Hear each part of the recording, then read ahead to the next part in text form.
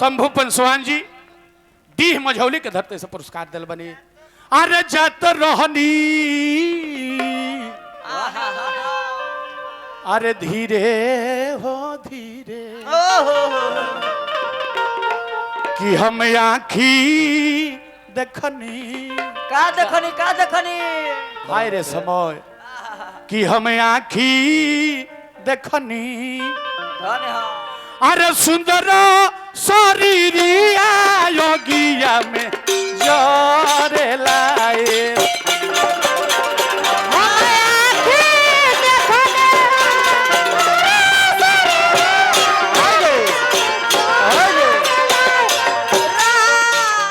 हम आखी देखनी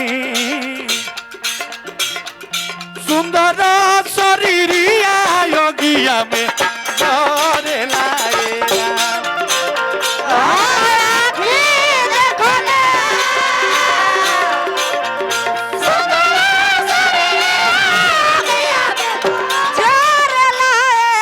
राजू सिंह वार्ड सदस्य रुकुलपुरा के धरती से पुरस्कार। अब भाई लयदार बड़े बहुत बहुत पुरस्कार। हम आखी देखनी सुंदर शरीरिया योगिया में जोरे लाए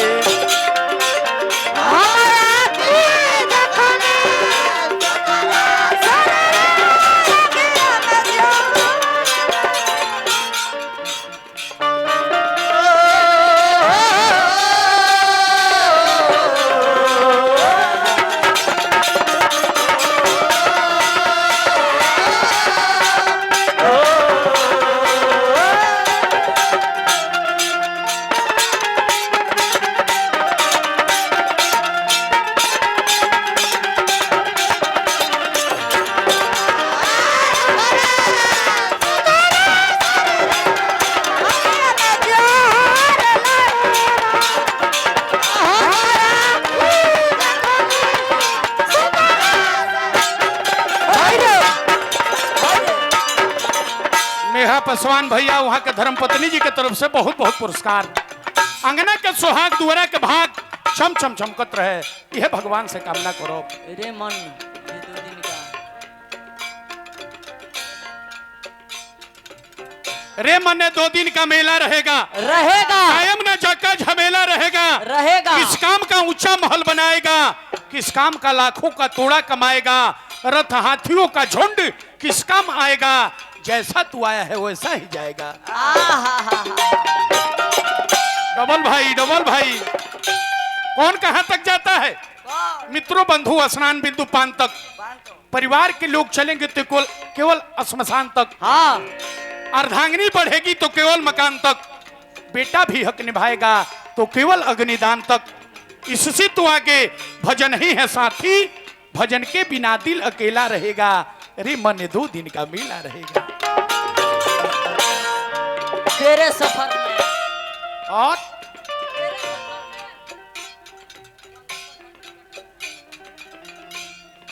बहुत बहुत पुरस्कार वीरपुर के धरती से।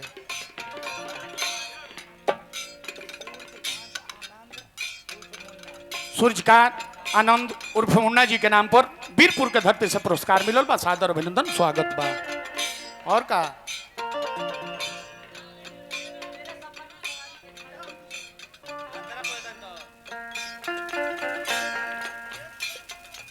ये हमारा डबल ब्याह जी के धर्मपत्नी जी और हमारा डबल ब्याह जी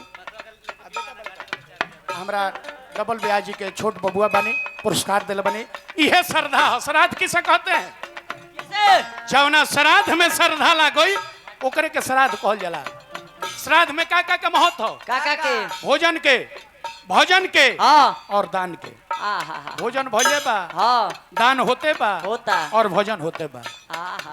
सबका मरला में सबका अंतिम ब्रह्मभोज में भगवान के कथा कीर्तन ना होला रुपया बैंक में सरता बाकी भाग्यशाली आदमी होला जरा चल गए के बाद उनका नाम पर भजन कीर्तन होला।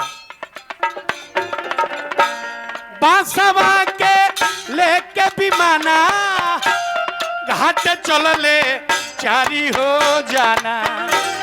बांसवा के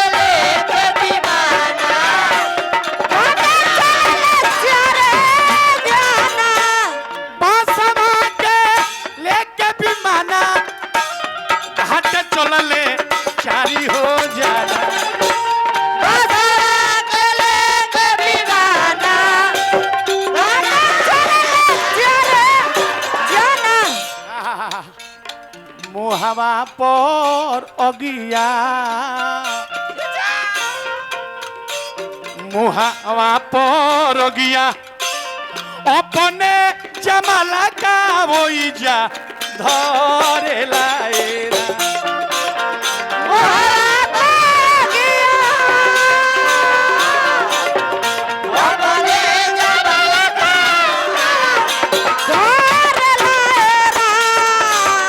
मुहावा पर अगिया अपने जमाला का वही जा धरे लाएरा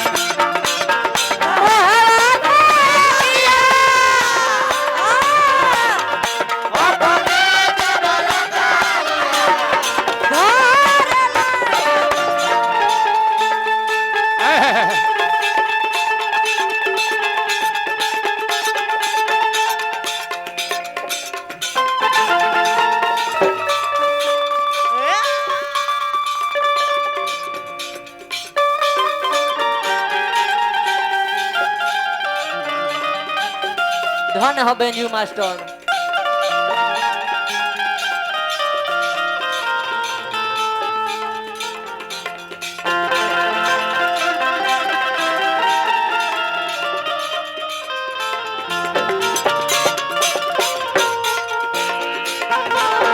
हरे बात बाबा भूल गए रे हरे बात बाबा तेरा प्यार नहीं भूले। क्या क्या हुआ दिल में क्या क्या हुआ दिल में मगर तेरा प्यार नहीं भूले।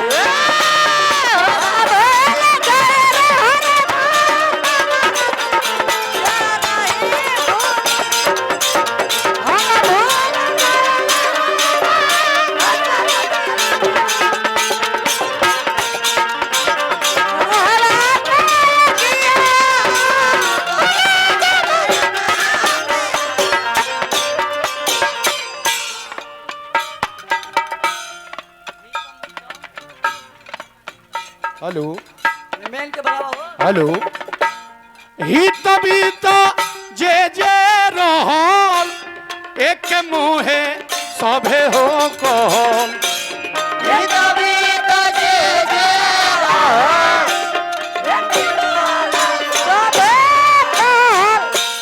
हित बीत जे जे रहल एक मुहे सभे हो कहल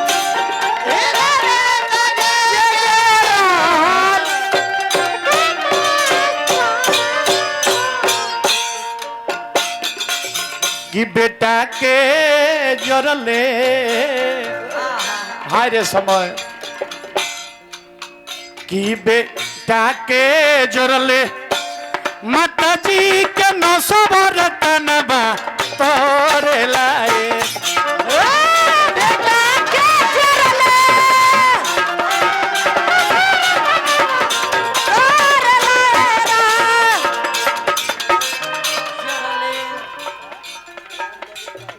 रामबली पासवान दरोगा जी एक डीह मझौली अच्छा राम पासवान जी डीह मझौली के धरती से बहुत बहुत पुरस्कार देने निर्गुण पर खुश होकर हार्दिक अभिनंदन स्वागत माता जी के आत्मा के शांति मिले।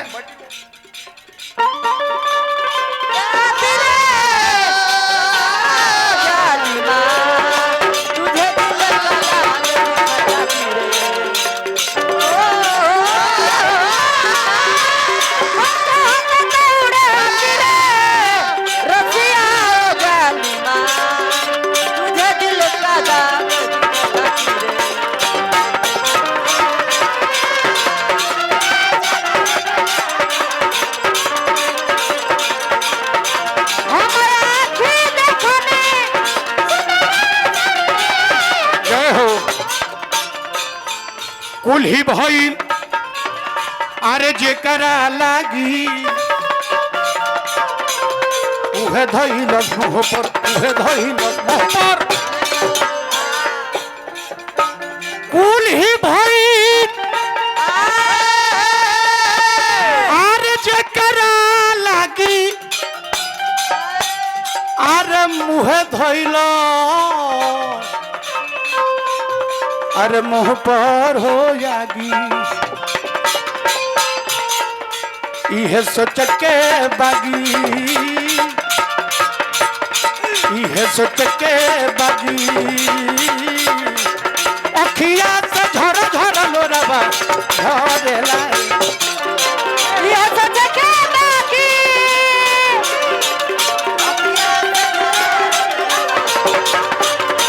ये सोच के बाकी अखियां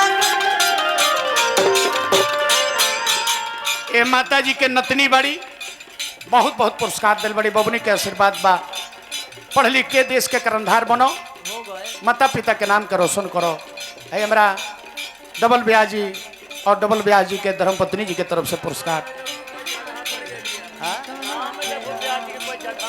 हाँ जी जी जी जी डबल ब्यास भाई हमारा वहाँ के धर्मपत्नी हमारा मेघू भाई के तरफ से भी पुरस्कार बहुत बहुत ओह माता जी के आत्मा के शांति मिले उत्तम लोक मिले।